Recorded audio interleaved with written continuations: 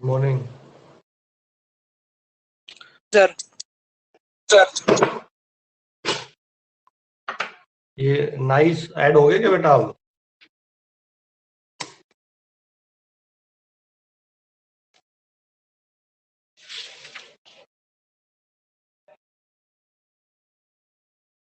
बेटा वॉइस आ रही है मेरी? सर हाँ ठीक है। तो जो कल ट्रिग्नोमेट्री का जो मैंने आपको कंसेप्ट बताया था, ये क्या है? Trigonometry relation between angles and sides of A right angle triangle. ठीक है। तो बेसिकली ट्रिग्नोमेट्री क्या है? The branch of mathematics which deals with the relationship between sides and angles of A right angle triangle. ठीक है बेटा। ये अगर ट्रिग्नोमेट्री आपसे पूछे कि ट्रिग्नोमेट्री क्या है, तो आप क्या बताओगे कि trigonometry is a branch of mathematics which tells us the relationship between, which establishes the relationship between sides and angles। ठीक है। देखो, नेचर का जैसे हम इक्वल टू साइन लगाते हैं, तो यानी लेफ्ट साइड में जो नेचर है, राइट साइड में वही नेचर होना चाहिए। जैसे बोलूं कि 10 apples is equals to 10 apples, यानी आप दो एप्पल ही एप्पल के इक्वल है। आप ऐसे बोल नहीं सकते कि 10 apple is equals to 10 banana, है ना? क्योंकि नेचर सेम नहीं है। हाँ, इनका मैग्नीट्यूड सेम है बट नेचर सेम नहीं। तो इसी तरीके से अगर इक्वल का साइन चाहिए आपको, तो कोई ना कोई रिलेशन होना चाहिए उनके बीच में। जैसे कल मैंने एग्जांपल दिया था 1 metre is equal to 100 centimetre, है ना? तो इसी तरीके से मीटर और सेंटीमीटर का आपका रिलेशन बना हुआ है। अब इसी तरीके से ये ट्रिग्नोमेट्री भी रिलेशन दे रही है कि एंगल्स और साइड्स का क्या रिलेशन है। ठीक है। कि एंगल जो है, एक्यूट एंगल जो हमारा है, वो क्या है? रेशो के बता रखा है कि रेशो के इक्वल होते हैं।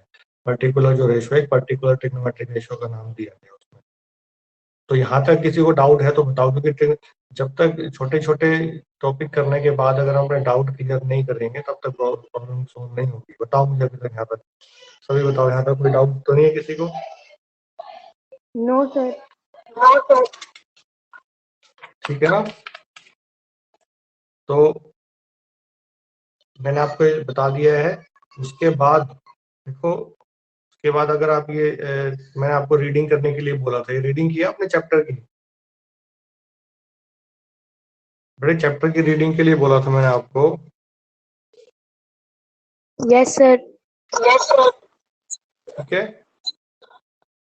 तो इसमें हमारे पास अब जो है क्वेश्चंस आते हैं इस पे बेस्ड। ये रीडिंग बेटा बहुत जरूरी होती है, क्योंकि इस रीडिंग में बहुत सारी चीजें ऐसी होती हैं जो कई बार आपको खुद से समझने में ज्यादा इजी रहती है। ठीक है ना?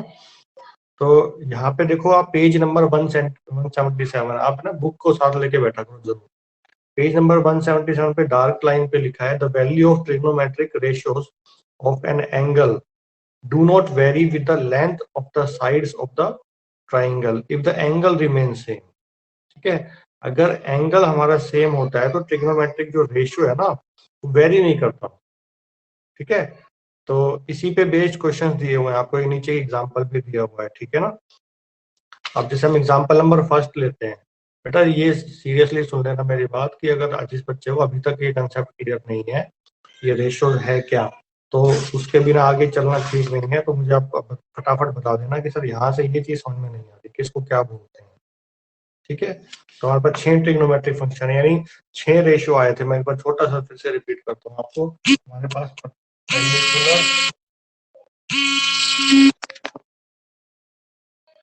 परपेंडिकुलर,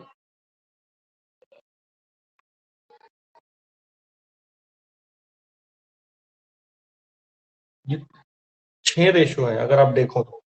अगर P by H by P, 2 हो गई, 4 और 2 6। ठीक है।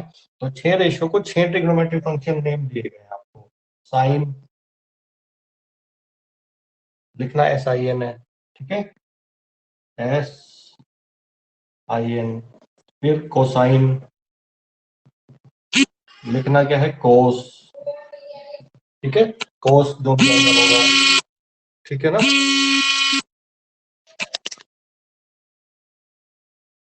ठीक है। उसके बाद फिर साइन कोस, उसके बाद टेंजेंट, उसको लिखना टेन है। टेन जो भी एंगल आएगा। फिर साइन का जो रेसिप्रोकल आएगा वो साइन क्या रेसिप्रोकल आएगा, कोसिकेंट।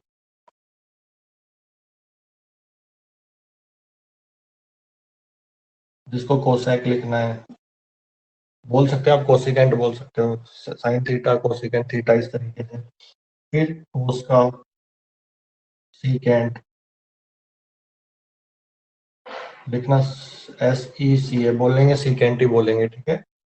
फिर टेंजेंट का आपके पास है कोटेंजेंट, लिखना कोट है, बोलेंगे कोट, टेंजेंट को टेन, ठीक है, टेन एंगल जो भी होगा। तो ये 6 ही ट्रिग्नोमेट्रिक फंक्शन होते हैं, क्योंकि हमारे पास 6 ही रेशियो आएंगे इन तीनों को लेके, पी बी और एच को लेके, ठीक है। तो पर्टिकुलर रेशियो को पर्टिकुलर नाम दिया हुआ है हमने, क्लियर है। हाँ, और याद करने का तरीका आप लोग के पास है ही। तो यहाँ से हम एग्जांपल नंबर फर्स्ट देखेंगे, इसमें देखा है बेटा, given that tangent A is equals to 4/3, tangent A आपको 4/3 दे रखा है, सिर्फ आपको ये गिवन है टेंजेंट ए, यानी टेंजेंट ऑफ ए, यानी टेंजेंट एंगल ए, ठीक है। इसको कैसे, ये टेंजेंट अलग है और ए अलग है, इसके बीच में कोई रिलेशन नहीं है, मल्टीप्लाई नहीं है कहीं आप ऐसे बोलो, ठीक है ना। तो फिर इसको रीड कैसे करना है आपको, टेंजेंट ऑफ ए यानी एंगल ए का टेंजेंट ट्रिग्नोमेट्रिक फंक्शन, ठीक है ना। तो यहाँ पे इसकी वैल्यू दे रखी है बेटा हमें 4/3, बहुत इजी है, ट्रिग्नोमेट्री सबसे इजी चैप्टर है आपका इसमें, ठीक है। अब देखो, ये आपको पता है ये रेशियो दे रखा है। अब आपको मैंने एक चीज बता रखी है, अगर आपको याद हो, कि रेशियो जो होता है ना हमारे, जब ये रेशनल जो फॉर्म है, ये लोवेस्ट फॉर्म में होती है हमारी, लोवेस्ट फॉर्म, यानी लोवेस्ट फॉर्म होती है, इसका मतलब ये किसी ना किसी टेबल से कटे हुए होंगे तभी लोवेस्ट फॉर्म आई है हमारी ये, ठीक है। तो यह किसी सेम टेबल से कटे होंगे, तो किसी उसी सेम टेबल के मल्टीपल भी होंगे, है ना। चलो वो मैं अभी बीच में बताऊंगा आपको, फिलहाल अभी हमें एक अपनी वो बनानी है, राइट एंगल ट्राइंगल बनानी है।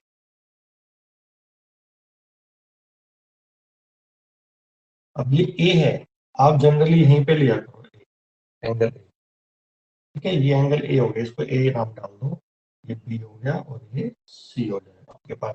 अब टेंजेंट ए आपको पता है कि टेंजेंट का जो रेशियो होता है वो क्या होता है, मैं यहाँ लिख देता हूँ,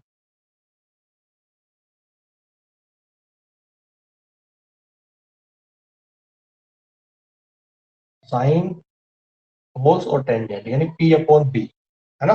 तो tangent A is equal to होता है हमारा P/B, ठीक है।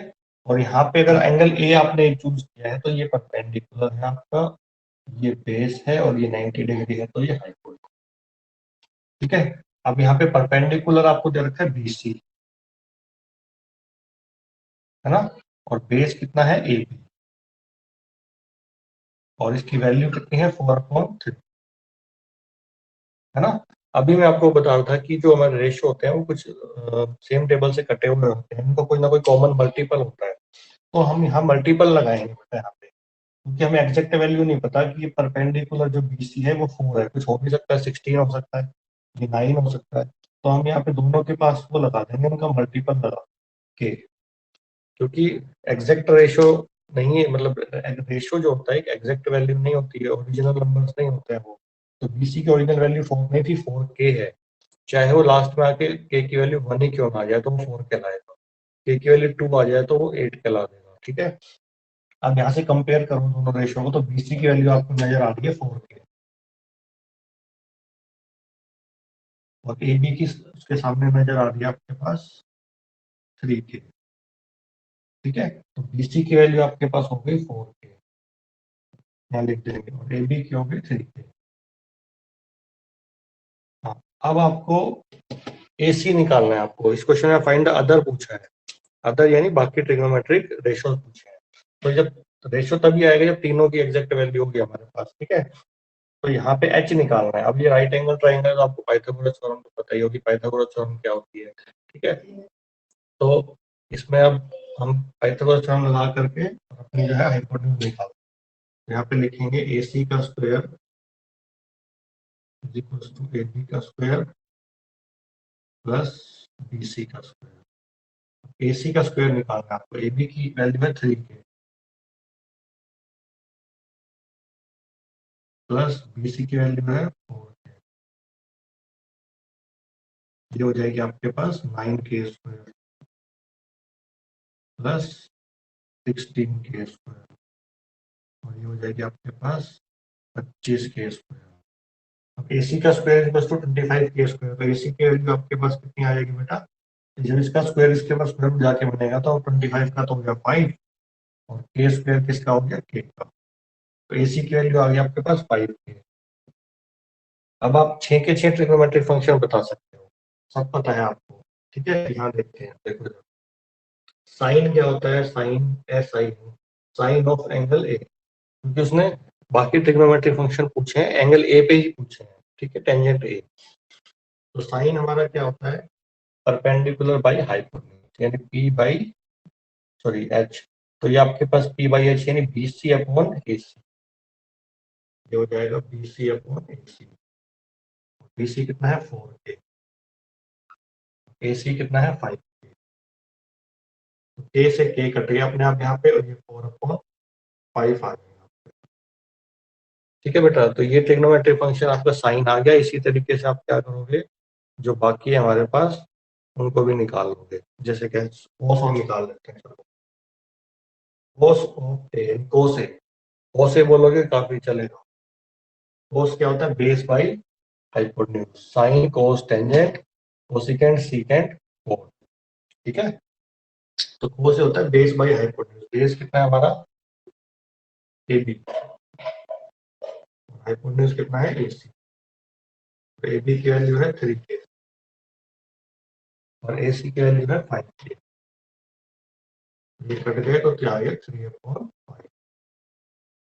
ठीक है? इसी तरीके से आप बाकी 6 के 6 ट्रिग्नोमेट्रिक फंक्शन निकाल लोगे। बताओ कोई प्रॉब्लम है इसमें? बोलो। No, sir.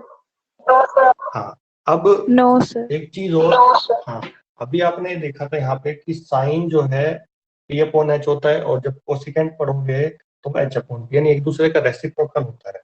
मैं यहाँ पे बता देता हूँ आपको सिर्फ कुछ नहीं करना।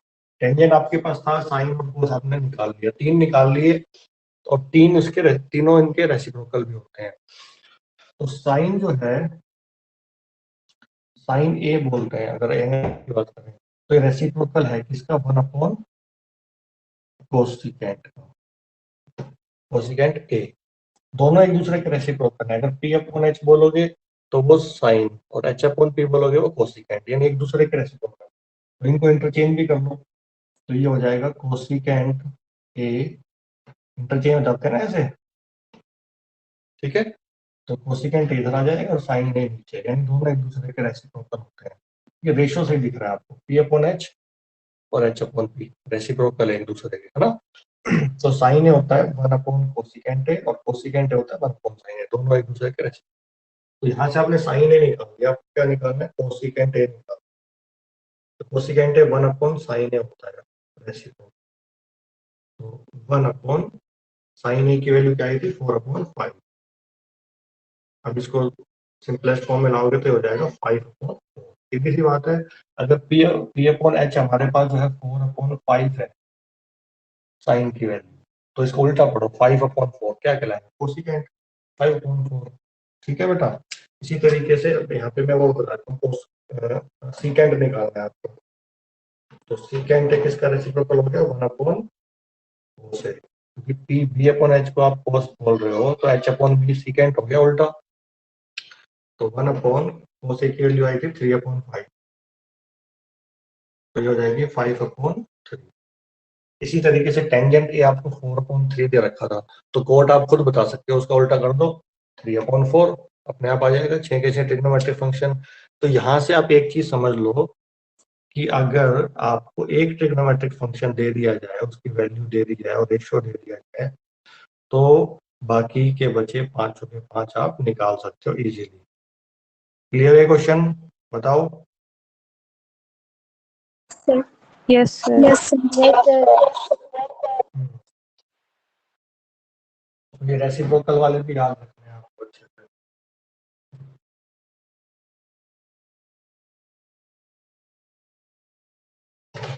तो ये इजी चैप्टर है बहुत, क्योंकि बस ये चीज है कि प्रैक्टिस करो इसकी ज्यादा से ज्यादा। ये चीजें याद रखो कि किस रेशो को क्या नाम दिया गया है, ठीक है ना? अब जैसे नेक्स्ट क्वेश्चन आता है आपके पास, नेक्स्ट क्वेश्चन है आपके पास एग्जाम्पल नंबर 2।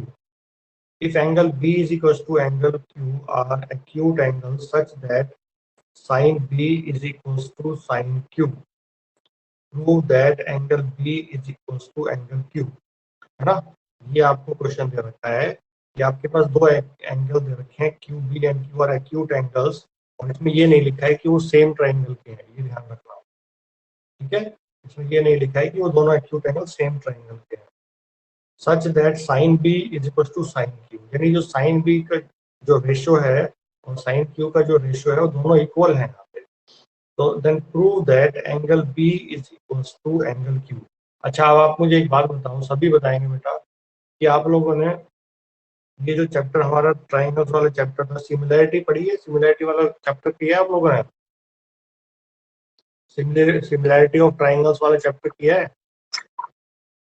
Yes sir. बेटा सभी Yes, ने sir. किया है? क्योंकि देखो, जिस बच्चे ने सिमिलैरिटी वाला टॉपिक किया है ना ट्राइंगल्स का, कि दो ट्राइंगल सिमिलर कब होती हैं, उसके बाद ही जाके क्वेश्चन समझ में आएगा आपको। तो ऐसा कोई बच्चा है जिसने सिमिलैरिटी नहीं की हो, मुझे बताओ पहले तो ये।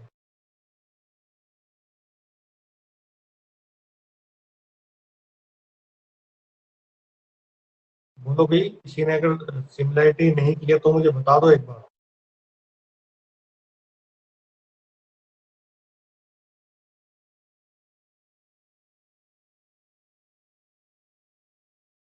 बताओ भाई, सभी ने की है इसका मतलब?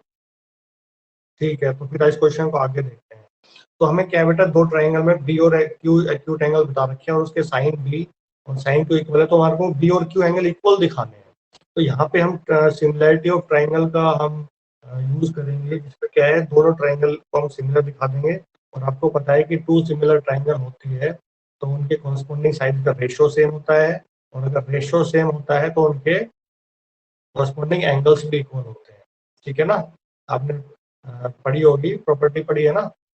रेशियो अगर है आपके पास, तीनों साइडों का रेशियो अगर सेम है तो आप क्या कह सकते हो, उसके जो कॉरस्पॉन्डिंग एंगल है वो इक्वल है, ठीक है। तो यहाँ पे हम दो ट्राइंगल ले लेंगे जिसमें बी और क्यू एंगल ले लेंगे, ठीक है। दो ट्राइंगल ले लेते हैं हम।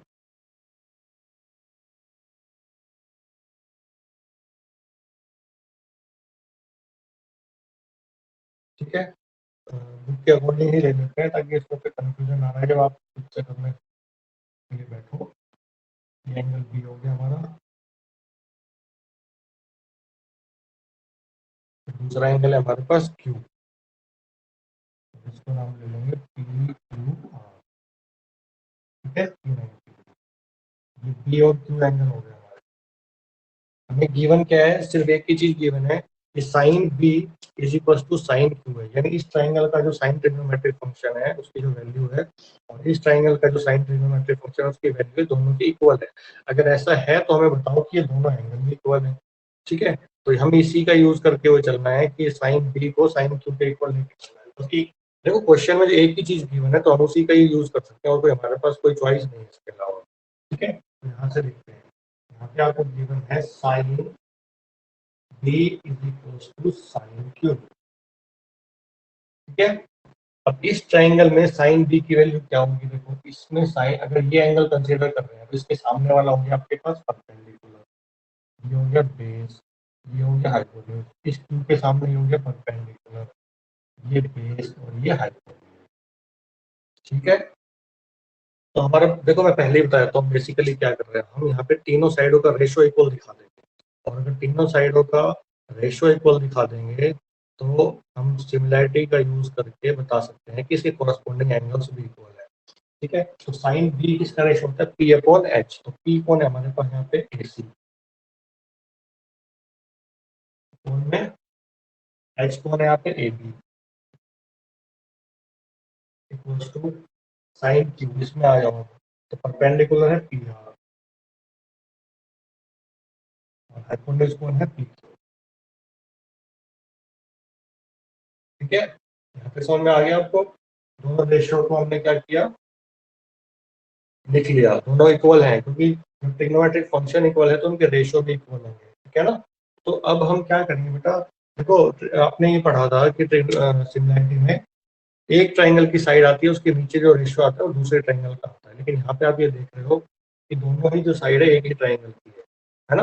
यहाँ पे दोनों साइड है सर एक बार ये दोबारा बता दो। बेटा आप क्या कह रहे हो, किसकी कौन बोल रहा है? हाँ किसने बोला बेटा? आवाज नहीं आ रही मेरी। हाँ क्या क्या पूछा, बोलो। सर एक बार ये क्वेश्चन दोबारा से बता दो। हाँ बेटा कहाँ से, ये बताओ।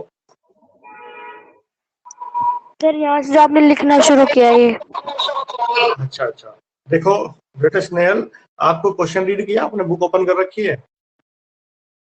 Yes sir. हाँ उसमें देखो क्वेश्चन में क्या लिखा है, angle B and Q are acute angles, यानी लेस देन 90, ठीक है। फिर आपको दे रखा है such that sine B is equal to sine Q, यानी आपका गिवन पार्ट है। क्वेश्चन में क्या है कि बी और क्यू दो एक्यूट एंगल्स है, और उसमें जो है ना साइन बी और इक्वल्स टू साइन क्यू है, यानी साइन बी का जो रेशियो है, यानी साइन बी की जो वैल्यू आप कह सकते हो वो साइन क्यू के इक्वल है, ठीक है। तो अगर ऐसा है तो प्रूव करके बताओ कि बी और क्यू जो एंगल है वो equal है। पहले बताओ, क्वेश्चन क्लियर है सभी को? बताओ क्वेश्चन यस सबको सर। क्लियर है? हाँ अब यस उसके सर। बाद देखो सिंपल सा रूल है, मैं आपको बताता हूँ। आप घर से अपने पॉकेट में 100 रुपीज लेके निकले हो, है ना, यानी ये गिवन हो गया, आपको आपको दिए गए, गिवन दे दिया गया आपको कि 100 रुपीज है, आप मार्केट जाओ। अब आप क्या करते हो, वहां पे जाके कोई ऐसी चीज देखते हो कि जो 110 रुपए की है ना, तो आप उसको नहीं ले पाओगे क्योंकि गिवन पार्ट ही आपके पास 100 रुपीज है कि नहीं। तो आपको क्या माइंड में आएगा कि भाई मेरे पास 100 रुपीज ही है, तो 100 रुपीज का ही मैं कुछ प्रोडक्ट देखूं, है ना, यानी गिवन के अलावा आप कहीं नहीं जा सकते। तो यहाँ पे वही चीज है क्वेश्चन में भी कि जो गिवन पार्ट है उसके अलावा आप कहीं नहीं जा सकते, वो गिवन का ही यूज करना पड़ेगा आपको। तो गिवन पार्ट यहाँ पे है sine B is equal to sine Q, तो वही मैंने किया है कि साइन बी और साइन क्यू जो क्वेश्चन में इक्वल बता है उसको इक्वल लिया है ना। स्नेहल क्लियर है बेटा यहाँ पे? Yes sir. हाँ तो बेटा साइन बी, अब आपको पता है साइन बी, साइन किसका रेशियो होता है, परपेंडिकुलर अपॉन हाइपोटेन्यूज, है ना। पंडित बद्री प्रसाद हर हर बोले, यानी पी अपॉन एच, पहला ही साइन होता है हमारा। तो इस ट्राइंगल में अगर आप देखते हो साइन, ये एंगल बी लिया है मैंने, तो बी का परपेंडिकुलर, सबसे पहले परपेंडिकुलर को रिकॉग्नाइज करना है एंगल के अकॉर्डिंग। ये बी एंगल है तो उसके अपोजिट वाली साइड होगी परपेंडिकुलर। फिर ये बेस 90 के सामने वाली जो है वो हाइपोटेन्यूज है। तो साइन बी किसका रेशियो होता है, पी अपॉन एच। तो पी आपके पास हो गया यहाँ पे ए सी अपॉन एच यानी ए बी। तो साइन बी को हटा के उसका रेशियो लिख दिया ए सी अपॉन ए बी। ऐसे ही साइन क्यू का रेशियो हटा के लिखा हमने P R upon P Q, perpendicular upon hypotenuse. अब बताओ सुनिए, कोई डाउट? Yes sir. सर आगे समझ। हाँ बेटा सर क्लियर है।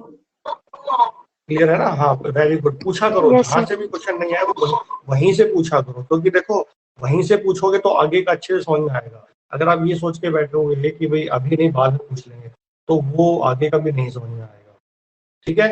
ये चीज क्लियर है?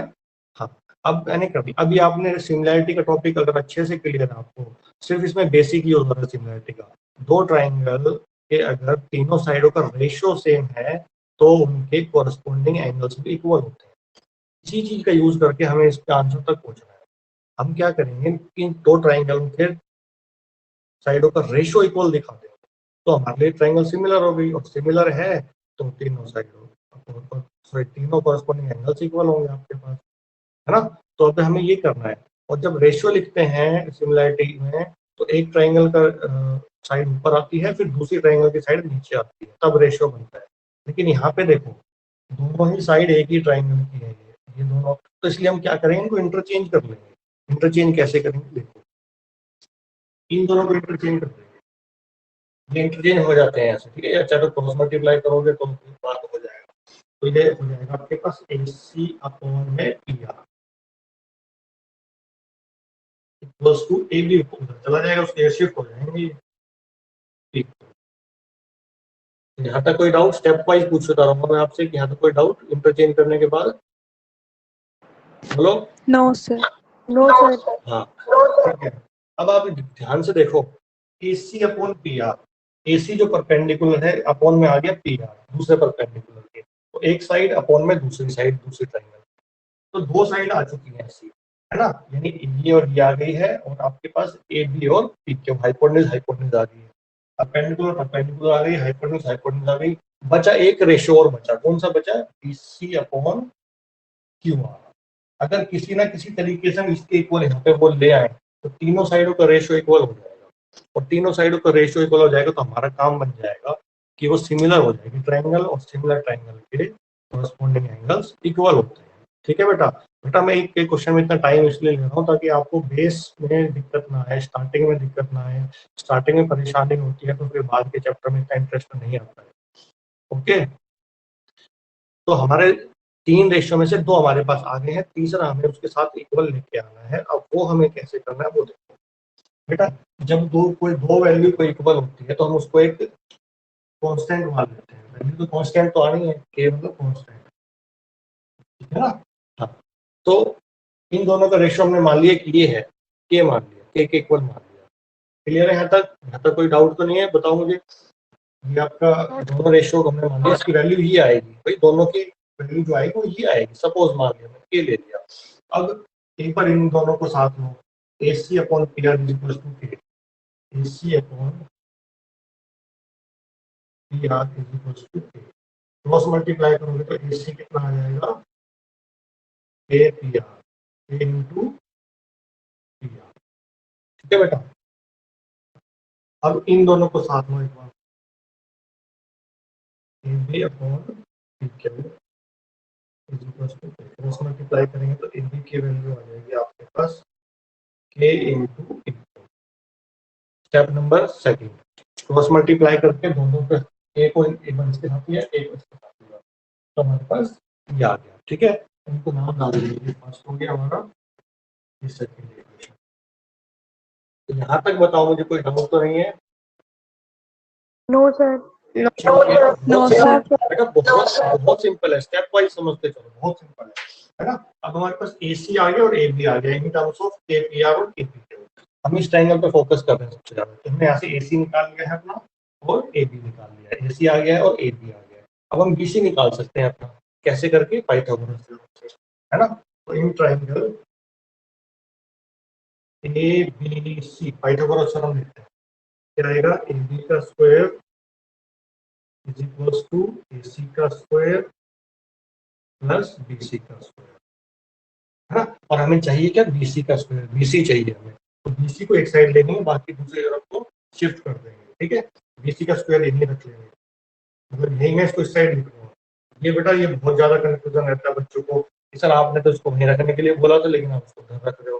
बेटा एक ही चीज है वो, तो AC का स्क्वायर इधर आके चला जाएगा माइनस में, वो अकेला है वहाँ पे, AC जा रहा है तो अकेले को तो हम किसी भी साइड ले सकते हैं, बाकी जो गया है उसको दूसरी साइड ले सकते हैं। तो ये हो जाएगा AB का स्क्वायर माइनस AC का स्क्वायर। ठीक है, अब यहाँ से BC की वैल्यू कितनी आ जाएगी, अंडर रूट में आ जाएगी, स्क्वायर चला जाएगा उधर, अंडर रूट AB का स्क्वायर माइनस AC का स्क्वायर। ठीक है बेटा, अब यहाँ पे आपको क्या करना है, ऐसे जैसे आपने BC निकाला है ना, ऐसे ही आपको क्या निकालना है, QR निकालना है। ठीक है, ऐसे ही आपको QR निकालना है इन ट्राइंगल PQR। ठीक है, यहाँ से आप पाइथागोरस थ्योरम लिखोगे, PQ का स्क्वायर इज इक्वल्स टू, क्या लिखोगे, QR का स्क्वायर प्लस PR का स्क्वायर, और आपको चाहिए क्या, QR, क्योंकि रेशियो आपको चाहिए BC और QR का, यहाँ पे 2 का तो आपके पास है, तो इसलिए मैं यहाँ से BC निकाल रहा हूँ, यहाँ से QR निकाल रहा हूँ। QR का square is equals to PQ का स्क्वायर माइनस PR का स्क्वायर, है ना। अब यहाँ पे स्क्वायर रूट बन जाएगा, यहाँ पे आगे PQ का स्क्वायर माइनस, ठीक है। अब इन दोनों को डिवाइड कर देंगे, ये हमारे पास जो थर्ड इक्वेशन है और इसको फोर्थ बोलते हैं, तो डिवाइड कर लेंगे, डिवाइड थर्ड को करेंगे बाई फोर्थ से, क्योंकि तभी BC अपॉन QR आएगा, डिवाइड थर्ड बाय फोर्थ, तो ये हो जाएगा BC अपॉन में क्यू आर, इधर से BC इधर से क्यू आर डिवाइड में आ गए, फिर इधर भी ये वाला पोर्शन डिवाइड में आ जाएगा, AB का स्क्वायर माइनस AC का स्क्वायर अपॉन में अंडर रूट इसका पार्ट PQ का स्क्वायर माइनस PR का स्क्वायर। अब जो हमने AB की वैल्यू निकाली थी और AC की वैल्यू निकाली है ना यहाँ से, वो यहाँ पे AB और AC में पुट कर देंगे। अब AB की वैल्यू थी हमारे पास यहाँ पे KPQ है ना, और यहाँ पे स्क्वायर लगाया तो स्क्वायर हो जाएगा यहाँ पे K स्क्वायर PQ स्क्वायर। बेटा जहां से भी नहीं समझ आए पूछना, वहां से डाउट पूछ लेना।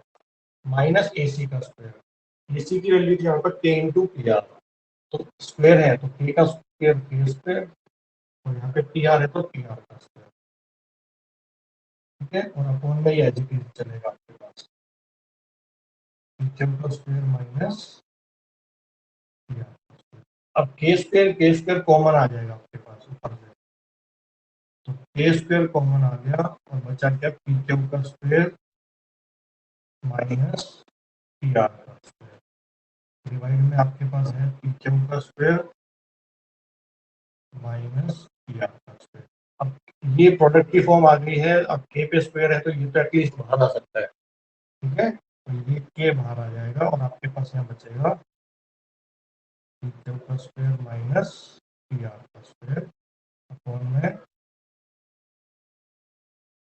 PQ का स्क्वायर माइनस PR का स्क्वायर, और ये ऊपर वाली कंप्लीट सेम है तो ये कट जाएंगे, तो आंसर आ गया आपके पास सिंपली K, यानी BC अपॉन QR का जो रेशियो है वो K ही आया, और K वही है जो यहाँ पे हमने दिया था, यानी K आ गया, यानी इस K की वैल्यू हम यहाँ पे रिप्लेस कर सकते हैं, ठीक है। यहाँ देखते हैं, तो हमारे पास ऑलरेडी ये दे रखा था AC अपॉन PQ और यहाँ पर AB upon PQ, AB upon PQ, और इस A पर लिया तो उस A की वैल्यू आगे हमारे पास BC अपॉन Q, आप यहाँ पे लिखेंगे BC अपॉन Q। अब आप नोटिस करो कि तीनों साइडों का रेशो सेम दिखा दिया हमने ट्राइंगल, तो अगर तीनों साइडों का रेशो सेम होता है तो आप कह सकते हो कि ट्राइंगल क्या है हमारी सिमिलर है, SSS प्रॉपर्टी से, है ना। तो आपके पास क्या आ गया, तीनों साइड का रेशो सेम आ गया, तो ट्राइंगल्स आर सिमिलर, ठीक है। सो तो triangle ABC similar triangle PQR, और अगर कोई दो ट्राइंगल सिमिलर होती है तो उनके कॉरस्पॉन्डिंग एंगल्स इक्वल होते हैं, तो हम कह सकते हैं therefore angle B is equals to angle Q। ये हमें प्रूव करना है। बताओ कोई डाउट है तो, अभी इस क्वेश्चन में कोई भी डाउट है तो बताओ। स्टेप वाइज समझा दिया मैंने आपको, सिर्फ ये चीजें सबसे इंपॉर्टेंट चीज थी आपकी, यहीं से स्टार्ट हुआ क्वेश्चन। ट्रिग्नोमेट्रिक फंक्शन इक्वल दे रखे थे, उनके रेशियो इक्वल ले लिए, इंटरचेंज किया क्योंकि हमें रेशियो सेम दिखाने हैं, रेशियो के लिए एक ट्राइंगल की साइड नीचे दूसरे ट्राइंगल की साइड होनी चाहिए, इसीलिए इंटरचेंज करना पड़ा हमें। फिर रेशियो को इक्वल ले लिया, फिर ए को एक बार दोनों का इक्वल लेके हमने AB और AC की वैल्यू निकाली, फिर हमें दो रेशियो इक्वल दे रखे थे, तीसरा रेशियो चाहिए था, इसीलिए हमने यहाँ से BC जो बचा हुआ था और ये हमारे पास QR बचा हुआ था, उनकी वैल्यू BC और QR की वैल्यू निकाल दी, उनको डिवाइड कर दिया, डिवाइड करके फिर ये हमारे जो AB और AC की वैल्यू थी वो प्लेस कर दी ताकि वो कट जाए हमारा, तो K के बराबर आंसर आ जाए, और K के इक्वल आंसर आ जाए तो K की वैल्यू बाहर आ जाए यहाँ पे, तो तीनों साइडों का रेशियो इक्वल आ जाएगा और वो ट्राइंगल सिमिलर तो उसके कॉरस्पॉन्डिंग एंगल्स इक्वल। ठीक है बेटा, बताओ अभी किसी को डाउट है तो पूछ लो, अभी तो बोर्ड पे लिखा है पूरा क्वेश्चन, कहीं से भी किसी भी पार्ट में कोई डाउट है तो बोलो, फटाफट बोलो।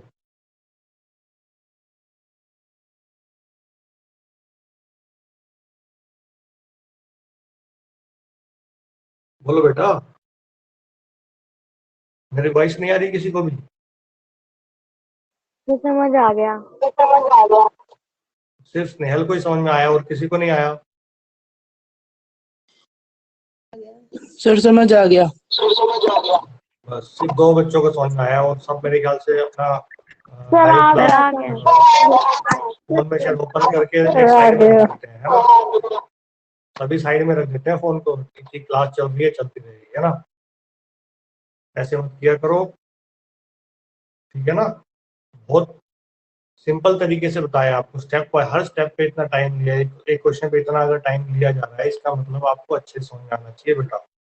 देखो अभी आपका आज पूरा लेक्चर खत्म हुआ, सिर्फ आपने 2 क्वेश्चन ही करे हैं बस, और ये सबसे इम्पोर्टेंट क्वेश्चन था, इसलिए मैंने इस पे ज़्यादा टाइम दिया आपका। तो मैं आपको बता देता हूँ नेक्स्ट क्वेश्चन, बेटा एग्जाम्पल नहीं छोड़ने हैं, क्योंकि 10th क्लास में तो आप जितने क्वेश्चंस की प्रैक्टिस ज़्यादा करोगे ना, कंसेप्ट समझ के क्वेश्चंस की प्रैक्टिस जितनी ज़्यादा करोगे वो क्लियर होगी, क्योंकि हर क्वेश्चन में क्या होता है, एक पॉइंट एक ऐसा होता है जो हमें उसी को पकड़ना है, फिर सारे क्वेश्चन सेम होते हैं हमारे, बस हर क्वेश्चन में वो, इसीलिए क्वेश्चन अलग कैसे बनता है, क्वेश्चन अलग इसीलिए बनता है क्योंकि उसमें एक ही पॉइंट ऐसा डाल दिया जाता है कि वो ही अलग होने से वो क्वेश्चन ही अलग हो जाता है पूरा। चलो नेक्स्ट क्वेश्चन देखते हैं। Consider triangle A C B right angle at C, right angle C पे बोल दिया गया है, इन विच ए बी दे दिए 29 यूनिट्स, बी सी दे दिए 21 units, angle A B C बता रहा है थीटा, ये थीटा साइन है बेटा, साइन है ये थीटा, जैसे अल्फा बीटा गामा होते हैं, ये साइन है, सिंबल है, ये एंगल के लिए यूज करते हैं इसको। तो determine the value of cos square theta और साइन स्क्वायर थीटा।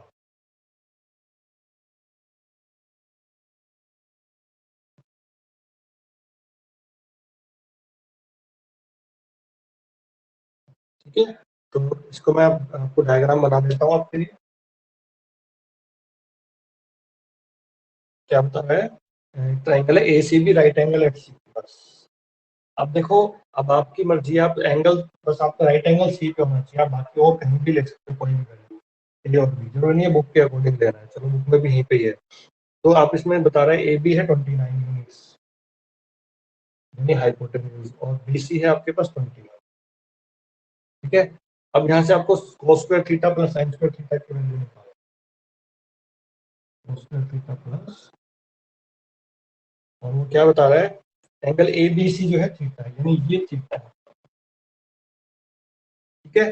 तो यहाँ से अब आपको क्या करना है, कोस की वैल्यू चाहिए और साइन की वैल्यू चाहिए, ठीक है। एक बार प्लस निकालना है और माइनस निकालना है, यानी यहाँ पे माइनस आ जाएगा दूसरे। तो कोस थीटा कैसे निकालोगे, ये एंगल कंसीडर किया तो परपेंडिकुलर ही होगा, बेस होगा। सबसे पहले आप ये पाइथागोरस थ्योरम लगाओगे, वहां से आपके पास ये वाली साइड आ जाएगी, ये साइड आ जाएगी, तीनों रेशो हो जाएंगे। और कोस थीटा क्या होता है, बेस बाई हाइपोटेन्यूज,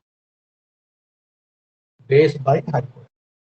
यहाँ पे ये तो आपके पास आ ही जाएगा, बेस बाई हाइपोटेन्यूज 21/29, लेकिन साइन थीटा कैसे आएगा, sine theta perpendicular by hypotenuse, perpendicular है नहीं, वो निकाल लोगे आप, वो वैल्यू आ जाएगी, और अपॉन हाइपोटेन्यूज 29, ठीक है। और फिर यहाँ पे साइन थीटा कोस थीटा की वैल्यू आएगी, आप पुट कर लेना, आप स्क्वायर करके फिर ऐड कर देना एक बार, और स्क्वायर करके एक बार सब्ट्रैक्ट कर देना, तो आपके पास आंसर आ जाएगा, ठीक है बेटा। तो ये जो आपके पास एग्जाम्पल्स हैं, ये आपको सारे करने हैं, सारे एग्जाम्पल्स करने हैं। अगर कोई डाउट होगा एग्जाम्पल्स में से तो कल हम इसको देंगे, ठीक है बेटा।